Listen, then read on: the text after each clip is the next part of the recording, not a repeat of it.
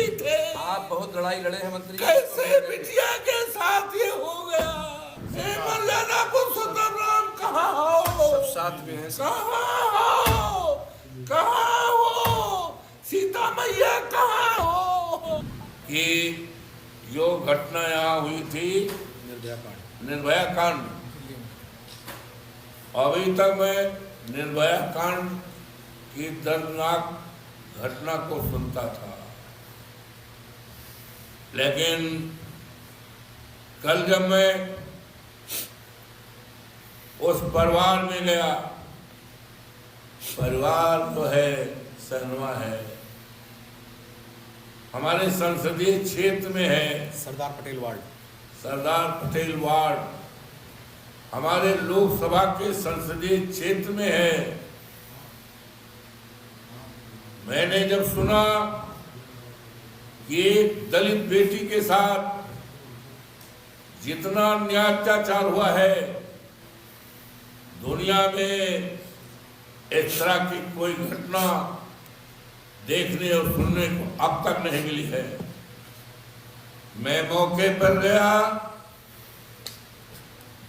उसकी मां बेहोश पड़ी है, उसकी बेटी बहन मूर्छित है, बाप मूर्छित है, सारे लोग डरे और दहशत में हैं।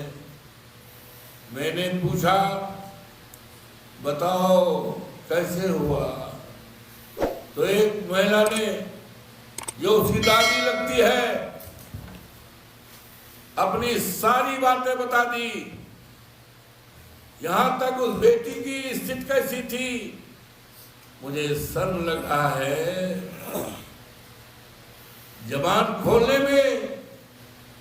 उस बेटी की नग्नावस्था के बाद क्या क्या हुआ है, निर्वस्त्र करके कौन से बदन काटे गए हैं, कहाँ क्या किया गया है, मुझे बहुत शर्म आ रही है। बहुत शर्म आ रही है।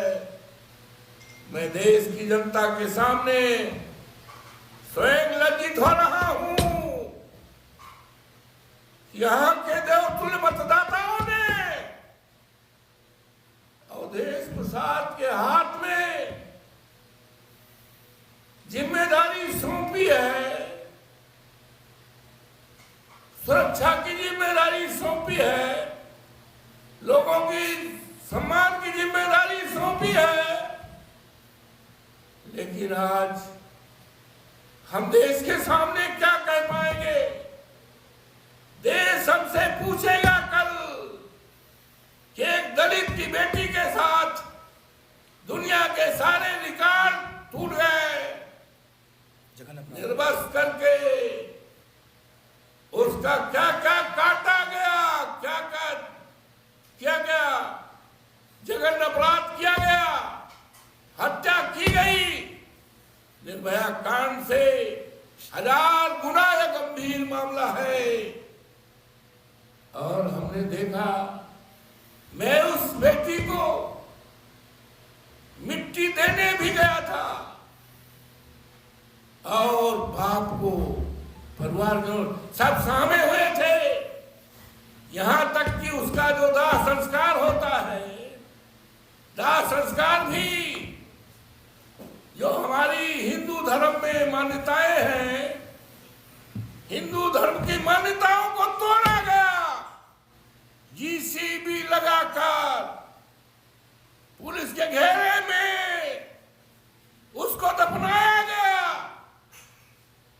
हमने भी 5 मुट्ठी जीसीबी को कहा, भैया जीसीबी देखो मेरे ऊपर न गिर जाए, किसी तरह 5 मुट्ठी उस मिट्टी उस बेटी की समाज में मैंने डाला है। हिंदू धर्म को हमने देखा है, उसका हम पालन करते हैं। लेकिन कल जब देखा कि जीसीबी लगा करके हमारी दलित बेटी को दफनाया जा रहा है, मां को देखने का, किसी को गांव देखने का, सबने सामने गड़वा रही। जीसीबी हमने या तो देखा था जब गौशालाओं में हमारी गायें पानी बगैर, खाना बगैर, दवाई बगैर, रोहतार बगैर मरती हैं, तो मैंने बैसिंग में जाकर देखा था जो हमारे संसदीय क्षेत्र में है, गायों को दफनाते हुए जीसीबी के द्वारा।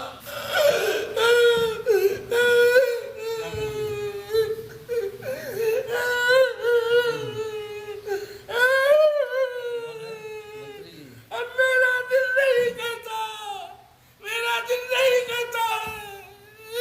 मंत्री साहस इतना बहुत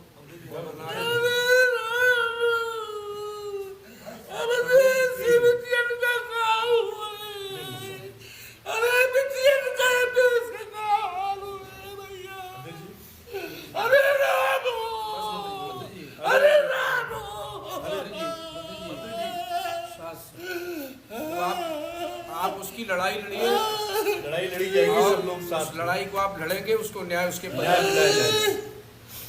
हमें जाने दो दिल्ली, लोकसभा में जाने दो। मोदी के सामने हम बात रखेंगे, न्याय न मिला तो हम इस्तीफा दे देंगे, लोकसभा से हम इस्तीफा दे देंगे। हम बचाने में, हम बेटी की इज्जत बचाने में नाकामयाब हो रहे हैं। इतिहास क्या कहेगा? मारामारी में इतिहास सैकड़ों साल बाद क्या कहेगा? अरे तुम ये पीते, आप बहुत लड़ाई लड़े हैं मंत्री। कैसे बिटिया के साथ ये हो गया? रामो, तो आपने कितने लोगों को न्याय दिलाया? बहुतों को आपने न्याय दिलाया है, फिर न्याय मिलेगा। आपने बड़े से बड़े मामले दिलाया, लेकिन ये तो इतिहास का सबसे बड़ा मुद्दा हो गया, सबसे बड़ी घटना है ये, बहुत बड़ी घटना।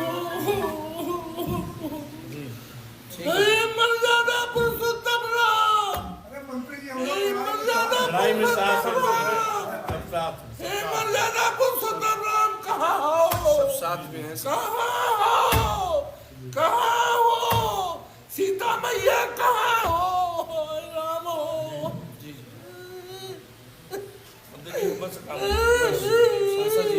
हमें जाने दो दिल्ली, हम इस्तीफा दे देंगे। नहीं, आप लड़ाई लड़ेंगे, न्याय दिलाना है। लड़ाई को आप लड़ेंगे, नहीं देना, न्याय दिलाना है। न्याय दिलाना। आप तो हर लड़ाई को लड़ते हैं। लड़ना है, परिवार को न्याय दिलाना है, दोषियों को फांसी दिलानी है, इस्तीफा नहीं देना है आपको। आपको इस्तीफा देने के लिए नहीं, परिवार को न्याय दिलाने के लिए और ऐसे दोषियों को सजा दिलाने के लिए आपको चुना गया है। अयोध्या को सुरक्षित रखने के लिए आपको सांसद बनाया और क्या, जो भी दुर्दांत अपराधी है बख्शे नहीं जाएंगे। आज अफसोस है 3 दिन से बिटिया गायब थी, जानकारी दी गई, कोई बड़ा से बड़ा अफसर नहीं गया। कोई नहीं गया अभी तक। ये हिंदुस्तान क्या दुनिया की सबसे बड़ी दर्दनाक घटना है। हम इस देश की मीडिया से प्रार्थना करेंगे, हम इस देश की मीडिया से प्रार्थना करेंगे, दुनिया की मीडिया से प्रार्थना करेंगे कि आज उस घर पर जाओ जिस घर में एक माँ ने अपनी बेटी को 9 महीने तक पेट में रखा था, बाप ने बुढ़ापा है, बेहोश पड़ा है, किस तरह से क्या क्या कैसे नंगा करके क्या किया गया, सारी हदें पार हो गई। हम हाथ जोड़ करके इस देश और दुनिया की मीडिया से प्रार्थना करते हैं कि वहां पहुंच करके देश और दुनिया को इस संदेश बताओ। एक इससे ये होगा कि कोई भी सरकार, कितनी भी खतरनाक सरकार होगी, तो इस तरह की घटना नहीं होने पाएगी। आज अफसोस है, हमारे जोगी बाबा रहे, हमने सुना है, मुख्यमंत्री रहे, सारे अधिकारी उनके लिए लगे हैं, लगना भी चाहिए, मुख्यमंत्री हैं, लेकिन अधिकारी और कर्मचारी पुलिस के लोग लगे हुए हैं। योगेश प्रसाद जो सांसद है अयोध्या जनपद से, देश दुनिया में नाम हुआ है। अब अजीत प्रसाद जो अखिलेश यादव जी का कार्य करता है, पीडीए का कार्य करता है, इंडिया गठबंधन का कार्य करता है, अखिलेश जी ने सबसे राय बात लेकर हमारे नेता बैठे हैं, उसको चुनाव लड़ाया है। हम चाहते तो अपने बेटे को हम भी डिप्टी कलेक्टर बना देते, हम भी कप्तान बना देते। लंबा चौड़ा है, पढ़ा लिखा है, हमने पढ़ाया है, LLB कराया है, लेकिन मैंने सोचा कि मेरे न रहने के बाद 20-25 साल बाद अन्याय अत्याचार धरती में होगा तो कौन खड़ा होगा? जनता के बीच कौन जाएगा? परेशान लोगों के बीच कौन जाएगा? जो परिवार हमसे लगा है 72 से, वो परिवार किसके दरवाजे जाएगा? आज उसको हराने के लिए सारे पुलिस के लोगों को लगा दिया गया है, BLO को लगा दिया है, पर्चियां नहीं बांटी जा रही है। गांव में पुलिस ने दौड़ा करके मार रहे हैं लोगों को।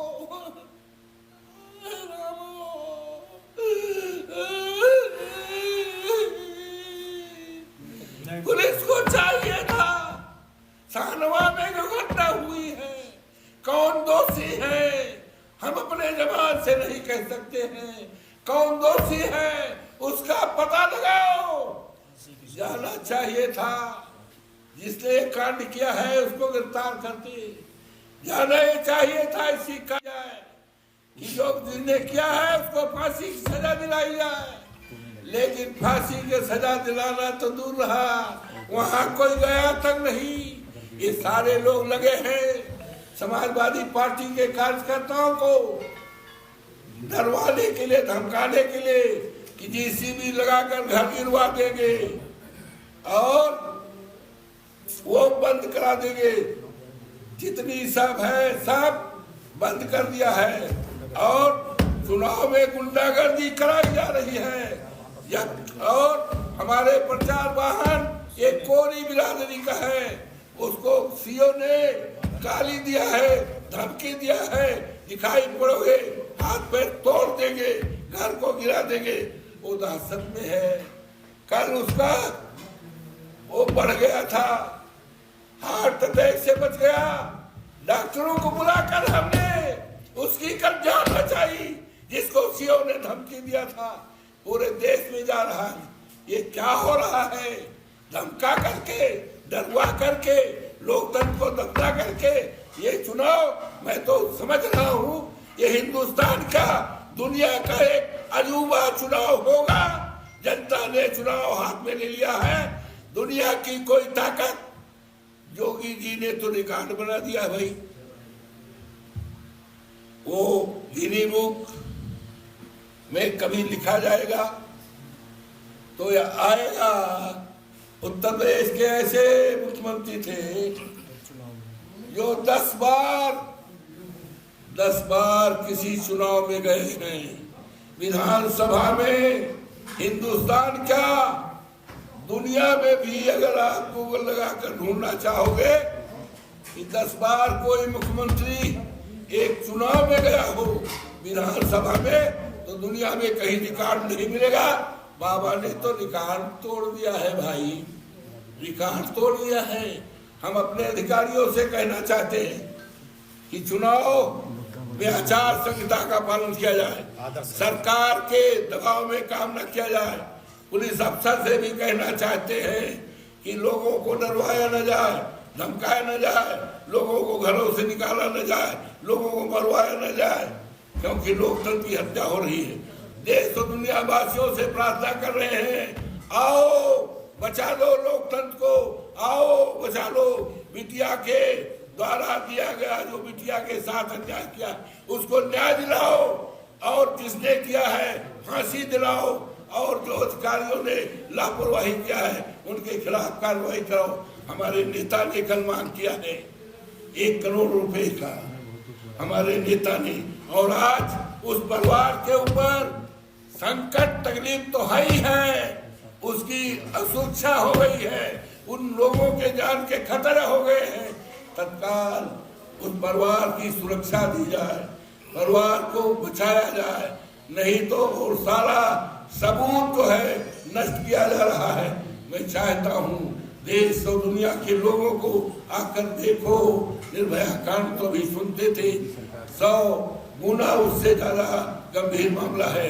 इससे केवल दलित समाज ही नहीं, पूरा समाज आज चिंतित है, भय से है, गुहार लगा रहा है, लेकिन कोई सुनवाई नहीं कर रहा है। अधिकारी लगे हुए हैं कि चुनाव को कैसे हराया जाए, अजीत को कैसे हराया जाए, हराने में लगे हैं, हराने में लगे हैं। पर्ची नहीं बांटी जा रही है, अन्याय बहुत बड़ा हो रहा है। इससे बड़ा अन्याय क्या होगा? तो हम आपसे प्रार्थना करते हैं कि आप हमारी इस बात को, विचारधारा को केवल फैलाबाद ही नहीं सारे देश में बताओ, जिससे इस तरह की जो घटना हुई है, आजाद देश के माथे पे कलंक है, मर्यादा पुरुषोत्तम राम की धरती पर कलंक है, राम की मर्यादा को तोड़ा गया है। इसलिए आपसे प्रार्थना करता हूं और सारे अधिकारियों से, इस सरकारें आती जाती हैं, 1.5 साल में हमारे नेता के नेतृत्व में, अखिलेश के नेतृत्व में सरकार बनेगी, बहुत मजबूत सरकार बनेगी। इतनी मजबूत सरकार अब तक नहीं बनी थी, 40-50 एमएलए भी नहीं इनके जीत पाएंगे। ये हालत पैदा हुई। इस चुनाव को अवधेश प्रसाद नहीं लड़ रहे, पवन पांडे नहीं लड़ रहे, पारस नहीं लड़ रहे। ये चुनाव जनता ने अपने हाथ में लिया। आचार संहिता अगर मुझ पर है तो सत्ता में बैठे हुए लोगों पर है, अधिकारियों पर है, कर्मचारियों पर है। और हम मांग करते हैं, यहाँ जो मिनिस्टर आए हैं, वो दुरुपयोग कर रहे हैं, डरवा रहे हैं, धमका रहे हैं। और यहाँ तक अभी कल मेरे पास रात में लोग आए, लोगों ने पहुंचा, कहा कि कह रहे हैं घर में बुलडोजर चल जाएगा, घर उजाड़ जाएगा, आरा मशीन बंद हो जाएगी। ये धमकियां दे रही पुलिस वाले, जा रहे रात रात लोग भर रहे हैं।